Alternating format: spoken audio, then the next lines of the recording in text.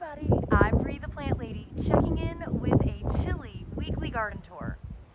We are in the last days of March, and I think it's fair to say this month might be going out like a lion. We have frost in tonight's forecast, which is a bit unfortunate since I jumped the gun and pulled all the succulents out. So you can guess what I'll be doing later on this afternoon. But as you can see behind me, there is no stopping spring. The native azaleas are starting to burst into bloom, and there is so much else that I'm excited to show you. So let me turn this camera around so that you can enjoy the view. Well, this beautiful specimen here is known as the Pinkster azalea. This is Rhododendron canescens, Varnado's pink phlox. And this is actually one that I grew when I was working at Camellia Forest. And well, it was originally planted here in shade. So believe it or not, there used to be a giant pear tree where that crepe myrtle is.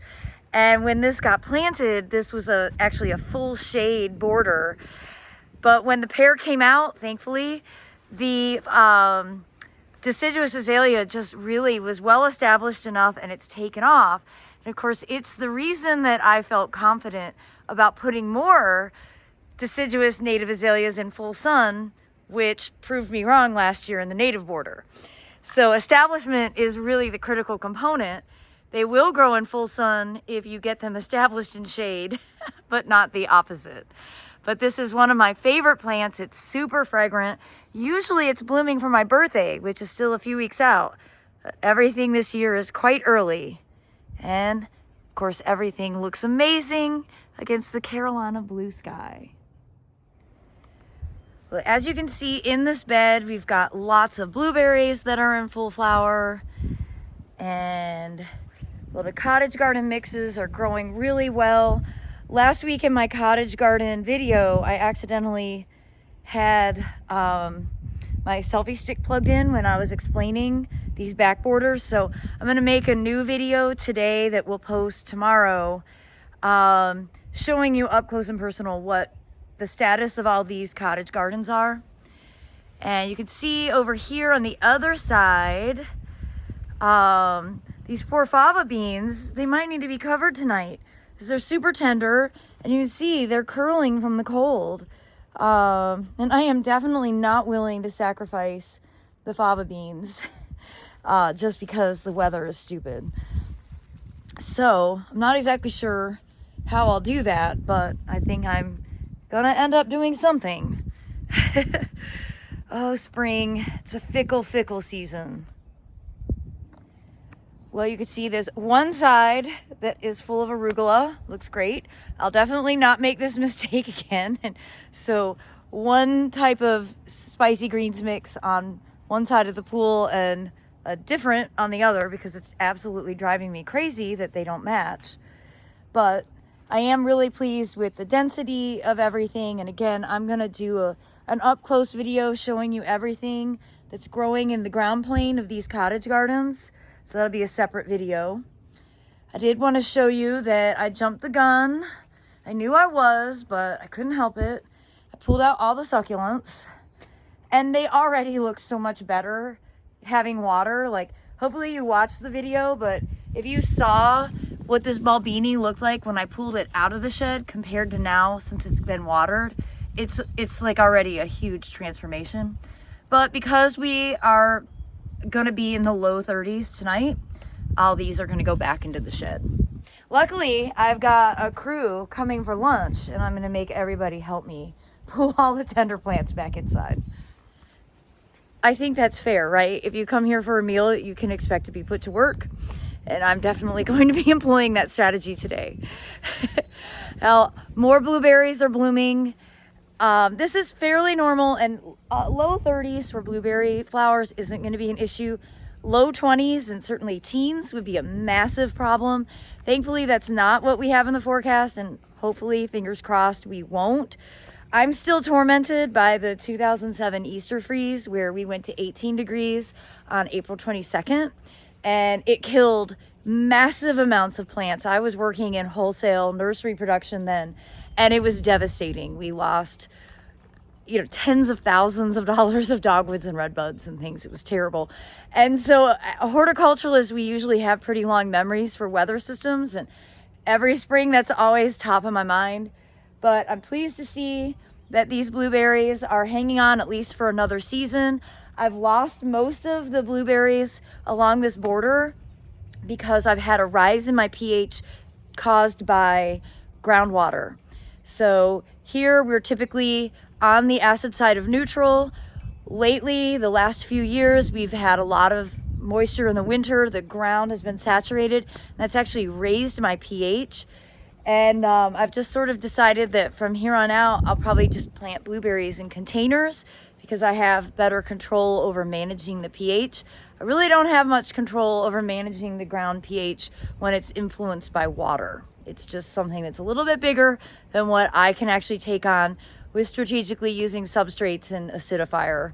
So there's a brief blueberry update. Another problem that I have that I was actually at Camellia Forest yesterday. I was asking David, my former boss, about the Chapel Hill sequoia that I have here. His dad actually named that. It survived -9 degrees back in the 80s. But he said similarly, their trees have all done what mine is doing. They don't have an explanation, but it is dying. I am going to go ahead and send it into the extension service just to see if they can diagnose it so I better understand. But unfortunately, that giant redwoods days are definitely numbered because, well, it has something physiologically wrong with it, and I'm not going to go to any extremes to put down fungicide or anything to try and preserve it. So it's an update on a couple of problems that I've been experiencing here in my garden in central North Carolina. Well, you can see the arugula is beautiful. I have some holes in pots that I'll be making a video about what I'm going to be planting in these. I did some shopping yesterday. Plus I have a whole bunch of broccoli and cauliflower. The wind and tiny bit of rain that we got has definitely knocked down the arugula stand. But that's okay. I'm letting this go to seed, and then I'll actually mow it down, and then it'll recycle itself and re-sow. And you could see the ornamental cabbages are in full bloom, looking quite pretty. But I definitely will be revamping these pots in the coming days, so I hope you'll stay tuned to watch those videos. And speaking of the containers, I wanted to show you that the broccolis all look good, but it's funny, they got so tender and now we're chilly. You can see they kind of look a little bit nipped, even though they should totally be frost tolerant. But I've got a lot to plant, so I need to go ahead and get started on this. Just the greenhouse is relatively full, considering I haven't really gone plant shopping. And here's a tray that's going to need to come inside for tonight because these plants came from Charleston and they are tender and absolutely not frost tolerant. I have to say I'm actually pretty surprised that these poppies haven't started to bloom yet. They've been in bud for a couple of weeks and they're just kind of staying there. More buds are forming. You can see there's quite a few, but no flowers open, so that's good. I'm not going to do anything to cover these, so hopefully the cold that we're experiencing won't damage them at all, because it would be really exciting to have these blooming soon. And I am serving lunch today, and cabbage is on the menu, and I think I'll go ahead and harvest this fabulous cauliflower as well. I have a big bag of broccoli that I harvested earlier in the week, and oh look, there's another nice looking cauliflower. I think I'll go ahead and get all of these harvested and served today so I can have more room in these grow bags to be able to put in the new crop. Again, you can see these wonderful cabbages doing everything they're supposed to do. It's always so exciting when the produce you grow looks like the produce at the grocery store.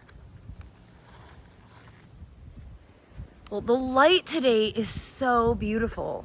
However, the air is cold and windy, but the light is so amazing, and you can see that the trees are starting to leaf out in the woodland. And I actually haven't walked back here for most of the week. So let's see. We've got a lot of stuff breaking dormancy. You can see hydrangeas are fully leafed out. So of course we're gonna have frost because this is totally what they do. This is Oryxia japonica and it's flowering. Not really significant blooms, but this is a great variegated leaf. I really love this plant. The deer leave it alone, so that makes it extra valuable. You can see that Pacaria aria, my absolute favorite native perennial. I want to plant this everywhere where it's shady and wet. And look, Erasemas are popping out of the ground, and this one's even blooming. So exciting to see. And I need to take a look at the Trillium.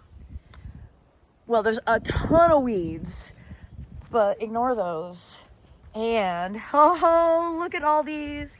These are the Trillium that Dennis gave me back in February, and they are in full bloom. Trillium grandiflorum. So exciting to have a Trillium patch. And then look what else is germinating in here. That is larkspur and poppies. These are just dormant seed. I did not scatter any seed in here. This is just kind of from the seed bank, probably washing down from the main gardens. And then over here where we planted a whole bunch of the divisions, they're all coming out of the ground and also blooming. They are so pretty. Look at those. I've got buckwheat germinating as well. And ooh, look here. This one has 2 blooms. How incredible. And you can see the deciduous azaleas are all starting to break dormancy. Some are already leafing out. These, of course, were all transplants from Full Sun Native Garden. So remember, I was confident because of the success of that big pinkster azalea up by my back porch that I could grow these in Full Sun, and I can't. So really great. This was the motivation for dealing with the woodland. And we have a lot more work to do. We didn't accomplish anything in here this winter, but I'm confident that we will. Once we do it, it's like ripping off a Band-Aid. Once you get started, it just goes so fast. It's also been like over a month since we dealt with gravel, and I've got that high on my list. This is spring break week, so we're gonna get a lot done. I have good confidence.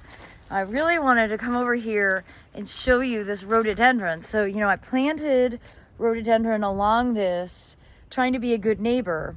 And then they put in the fence, so they're not even getting to enjoy them, which is fine because I get to enjoy them. And this is one that I had transplanted. So I've had this about 10 years and it's in full bloom. It's never looked this good. It definitely needed to be transplanted. And I'd like to actually just continue planting rhododendron across here because in the summer this gets morning sun, but really by noon it's in shade because of all these large trees. So it's kind of an ideal area. And you know, this is up on a berm, so they won't have wet feet. It's like really the best place for me to be able to grow rhododendron, which are of course native to the North Carolina mountains.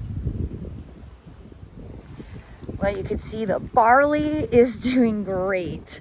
I've never had barley look like this early, but of course this was planted very early. You can see it is already starting to flower. I love using this in arrangements for inside.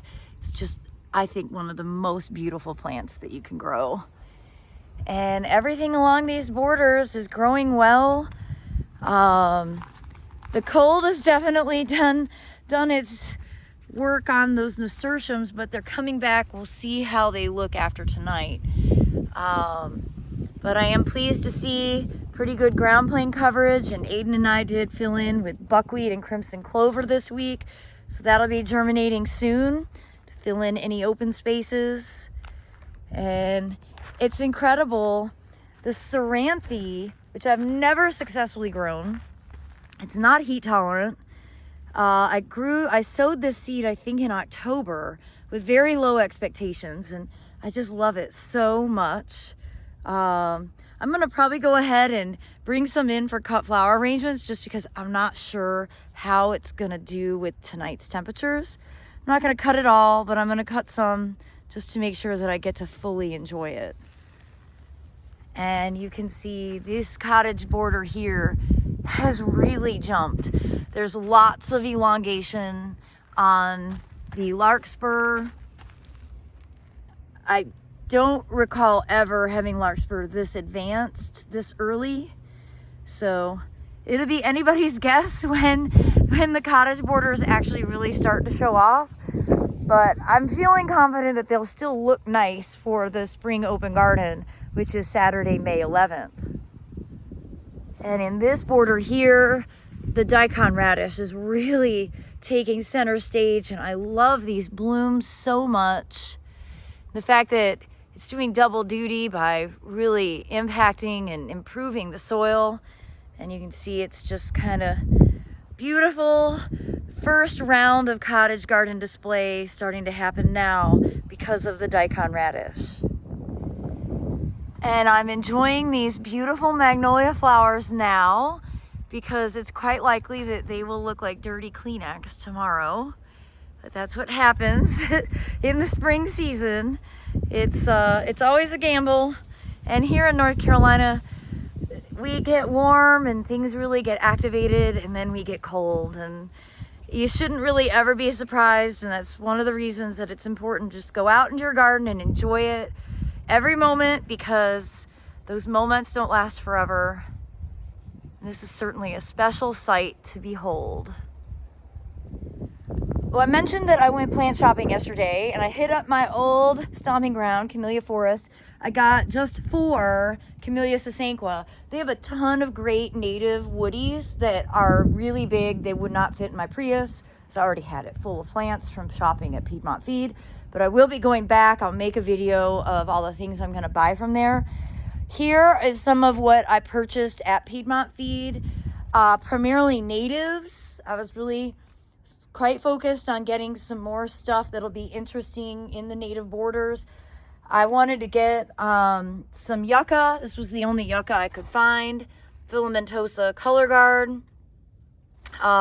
These are nice and small. I know they'll transplant well, and I know once they get in the ground, they're really going to grow out.